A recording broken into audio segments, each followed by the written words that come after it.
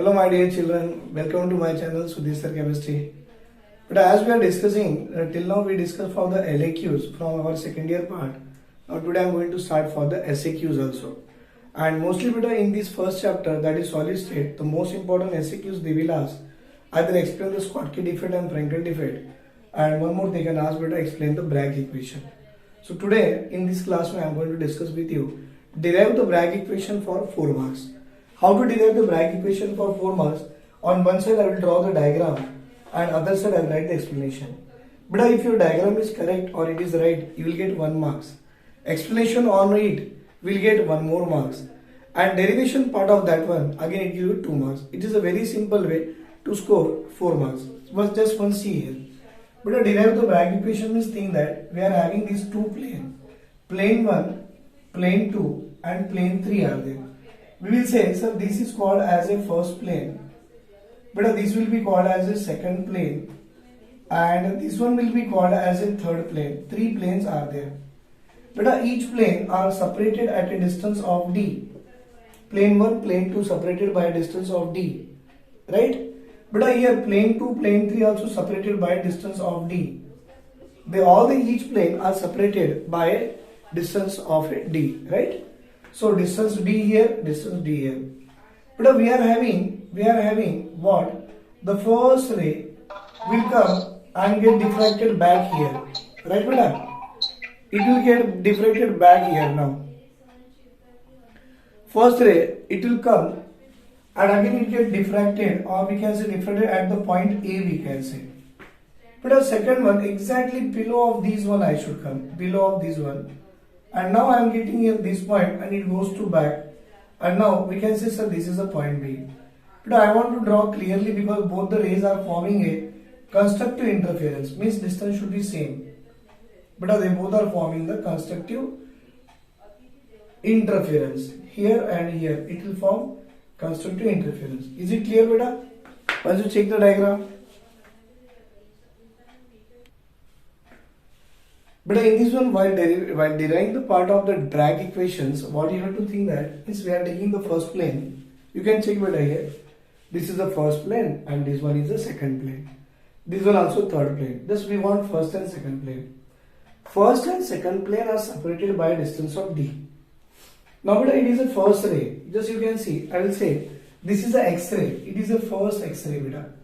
So I should say it is a first ray, and this one I should say, sir, this one is a second ray.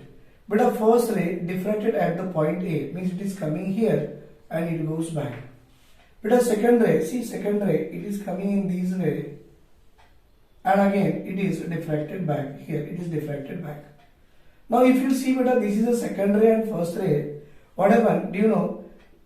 This is the extra distance traveled by the this one. Which one beta? CB and BD are the extra distance traveled by the second ray. Now, what to write here, beta? By seeing this diagram, you should write the point. What is that? First X-ray is diffracted. See, beta, first X-ray is diffracted on which point? So it is diffracted from the point A in the first plane. The first X-ray is diffracted at point A in first plane. Now second X-ray is diffracted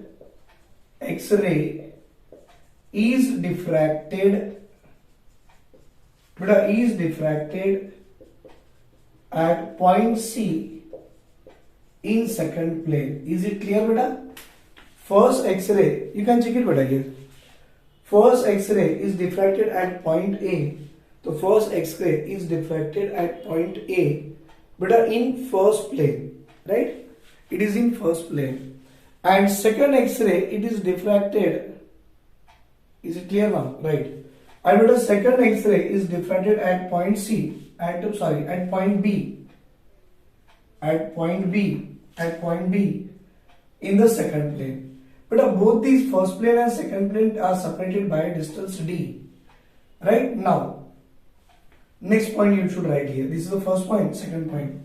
But a second ray travel more distance than the first ray. So second X-ray travel more distance than first X-ray. You can check it better here. It is a second ray from here to here, means CB and BD are the extra distance traveled by the second ray. So second ray travel more distance than the first ray.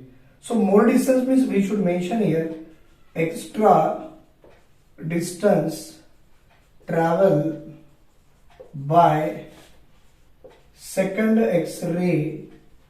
Right beta? What is the extra distance traveled by the second X-ray beta? That is equal to CB plus BD. CB plus BD. But one more point you have to say. Both the rays, that is the first X-ray and second X-ray, both the rays are forming a constructive interference. So as both rays are forming constructive interference. But as both the rays are forming constructive interference, so whatever the extra distance traveled by the second ray, that extra distance traveled by the second ray is called as a path difference. So as both the rays are forming constructive interference, so extra distance traveled is called path difference. But this is a very important point. Sir, what is the path difference? Path difference means, that is we can say, so path difference is the extra distance traveled by the X-rays. Means when both the rays are forming constructive interference, so whatever the extra distance traveled by that both the rays, that will be called as a path difference. Now instead of writing extra distance traveled by second ray, sir, can we write? We'll write here. Can we write beta? That is called as a path difference. That is the extra distance. And what is the path difference beta? CB plus BD. You can see CB plus BD is the extra distance traveled by it. Beta, it is at the angle of theta. This is also at the angle of theta. If you know this angle theta, and this point A to B is a distance D beta, because both are separated by distance D. Here also it is a distance D. So now path difference equal to CB plus BD. So we can mention one more point here. What is that? Path difference, sir, path difference is the integral multiple of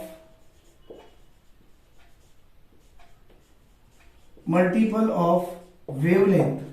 Means whatever the rays are there, beta, that rays are having their own wavelength. So path difference is the integral multiple of wavelength. So can we say, sir, path difference can be written as n into wavelength, that is equal to CB plus BD.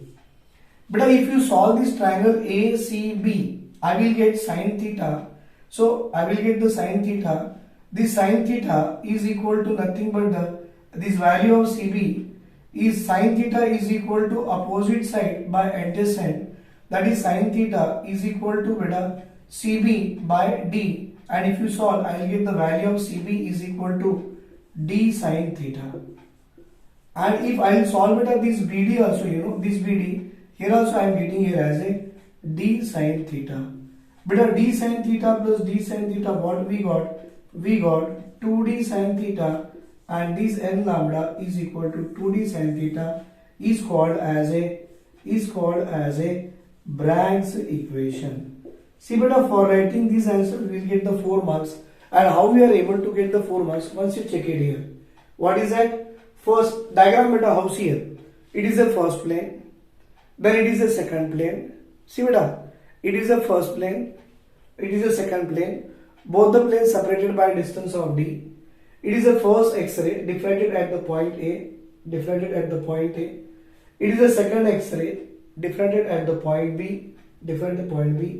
But a second ray travel more than the first. What is the extra distance travel? CB and BD.